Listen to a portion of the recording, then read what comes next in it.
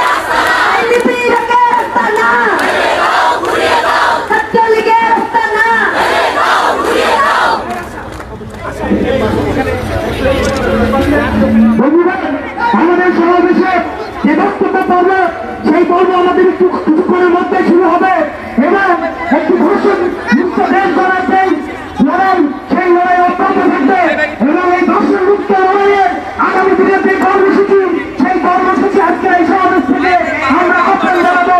বন্ধুগণ, আমরা নিশ্চয়ই এমন কর্মসূচির মধ্যে দিয়ে একটি ধর্ষণ মুক্ত দেশ করতে পারবো। বন্ধুগণ, ইতিমধ্যে আমাদের এই সমাবেশের সংগতি জানিয়ে উপস্থিত হয়েছেন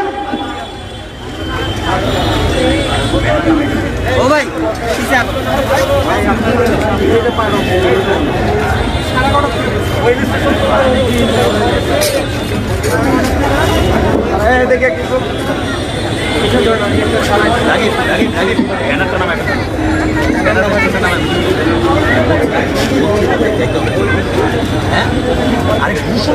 সংগ্রামী বন্ধুগণ, আজকের সভাগে এই যে জনতার স্রোত নেমেছে ধর্ষণ বিচারহীনতার বিরুদ্ধে বাংলাদেশ, এই ব্যানারে আজকে আমরা শাহবাগে একত্রিত হয়েছি। আপনারা জানেন গত কিছুদিন ধরে আমরা দেখছি বাংলাদেশ কিংবা সমানতালে ওই যে সমতলে বাংলাদেশ খাদ্যছড়িতে আপনারা দেখেছেন যে সেখানে বর্বরভাবে নিপীড়িতভাবে সেখানে বাঙালি সেটেলার কর্তৃক বাঙালি একজন আদিবাসী তরুণীকে ধর্ষণ করা হয়েছে। এই ঘটনার পরপরই আমরা দেখলাম সিলেটে ওই যে এমসি কলেজে সেখানে একজন মহিলা গৃহবধূকে সেখানে তার স্বামীর সামনে এমসি কলেজে বাংলাদেশ ছাত্রলীগের নেতারা সেই কলেজের হোস্টেলে তাকে সেখানে ধরে রেখে নির্যাতন করেছে, ধর্ষণ করেছে, গণধর্ষণ করেছে। তারও আগে আমরা দেখেছি ওই সাভারে একজন নীলারাই নামে একজন শিক্ষার্থী, নবম শ্রেণীর শিক্ষার্থী, তাকে সেখানে বোখাতে নিজন প্রেমের প্রস্তাব প্রত্যাখ্যান করায় প্রকাশ্যে দিনে দুপুরে সেখানে তাকে ওখানে রিক্সা থেকে টেনে নামে তাকে খুন করেছে। এই ঘটনায় যখন সারা বাংলাদেশের বিবেক আলোড়িত ছাত্র সমাজ, দেশের জনতা যখন আলোড়িত রাস্তায় নেমেছে, দেশের শুভবুদ্ধি সম্পন্ন মানুষ আমরা যখন রাস্তায় নেমেছি এই ঘটনার বিচার চাইতে, সেই সময় আপনারা দেখেছেন নোয়াখালী একস্তরে আরেকটি ঘটনা সেখানে ফেসবুকে ভাইরাল হয়েছে। যেই ঘটনা ঘটেছিল সেপ্টেম্বর মাসের 2 তারিখ, 1 মাস প্রায় এই ঘটনা সেখানে থামাচাপা দেওয়া হয়েছিল। তার পরবর্তী সময় যখন এই ঘটনা প্রকাশ্যে এসেছে, তারপর থেকে সারা দেশের স্বতঃস্ফূর্তভাবে ছাত্র এবং বিভিন্ন শ্রেণী পেশার মানুষ আমরা রাস্তায় এই যে অব্যাহত ধর্ষণ, নারী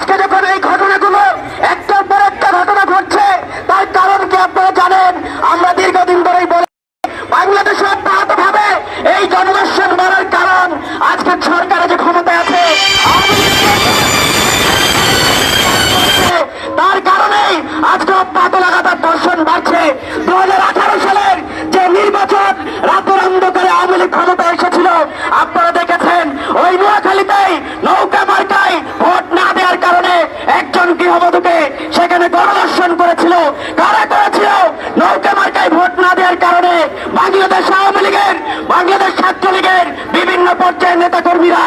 আমরা তাই বলেছি যে আজকে এই ঘটনার কারণ এই যে ক্ষমতার ছত্রছায়ায় যারা আছে বিভিন্ন ক্যাম্পাসে, বিভিন্ন শিক্ষা প্রতিষ্ঠানে আমরা দেখেছি বাংলাদেশ ছাত্রলীগ, যুবলীগ, আওয়ামী লীগ বিভিন্ন পর্যায়ের নেতাকর্মীরা যারা ক্ষমতার ছত্রছায়ায় থাকে তারাই এই গণধর্ষণগুলো সংগঠিত করছে।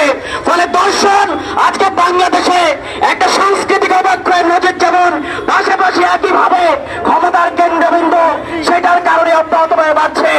ওই কয়েক বছর আগে আপনারা দেখেছিলেন ওই ক্যান্টনমেন্টে, যে ক্যান্টনমেন্ট একটা সুরক্ষিত এলাকা, সেই ক্যান্টনমেন্টে তনুকে ধর্ষণ করা হয়েছিল। সেই ঘটনার আজ পর্যন্ত তার তদন্ত কমিটি রিপোর্ট বেরোয়নি, সেই ঘটনার বিচার হয়নি।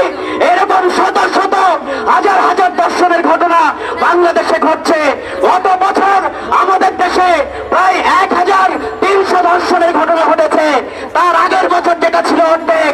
একটা রিপোর্ট দিয়েছে আশোক, এই আশোকের রিপোর্ট বলছে বাংলাদেশে মাত্র 3 থেকে 3.5% গণধর্ষণ কিংবা ধর্ষণের ঘটনার যেটা বিচার হয় কিন্তু সাজা হয় তারা কম, মাত্র 0.37%। ফলে আজকে বাংলাদেশে যে বিচারহীনতা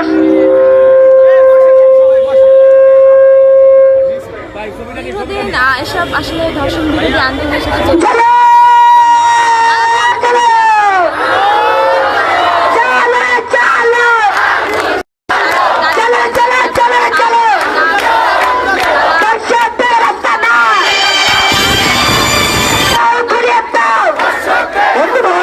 এই সমাবেশ আমাদের চলবে। এই সমাবেশে নারী নেত্রী জীবনে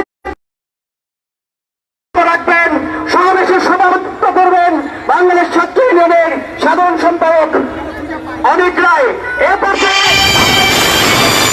আহ্বান করছি কবি সৈকত আমিনকে।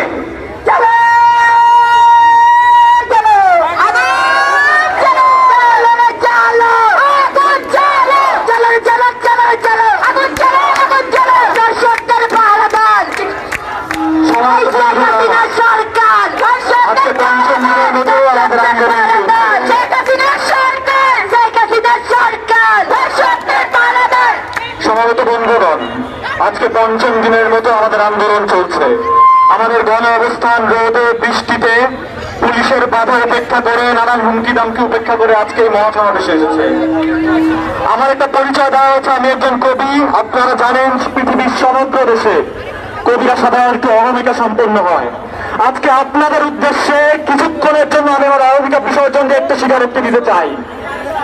দুঃশাসকের অন্যায়ের বিরুদ্ধে আপনাদের সম্মিলিত চিৎকার আমার লেখা শ্রেষ্ঠ কবিতার চেয়ে কোটি গুণ বেশি সুন্দর। বন্ধুরা আমার, আজকে আমরা এখানে যত মানুষ উপস্থিত হয়েছি, দুঃখজনক ভাবে শুধু 2020 সালে সংগঠিত ধর্ষণের শিকার নারীর সংখ্যা এর চেয়ে 2 গুণ বেশি। ভাবুন আমরা কেমন একটা দেশের মধ্যে আছি। আমরা দেখছি, আমরা যখন আন্দোলন করছি তখন মন্ত্রিসভায়, তখন পার্লামেন্টে মৃত্যুদণ্ডের কথা বলা হচ্ছে ধর্ষকের। এইসব বাকওয়াস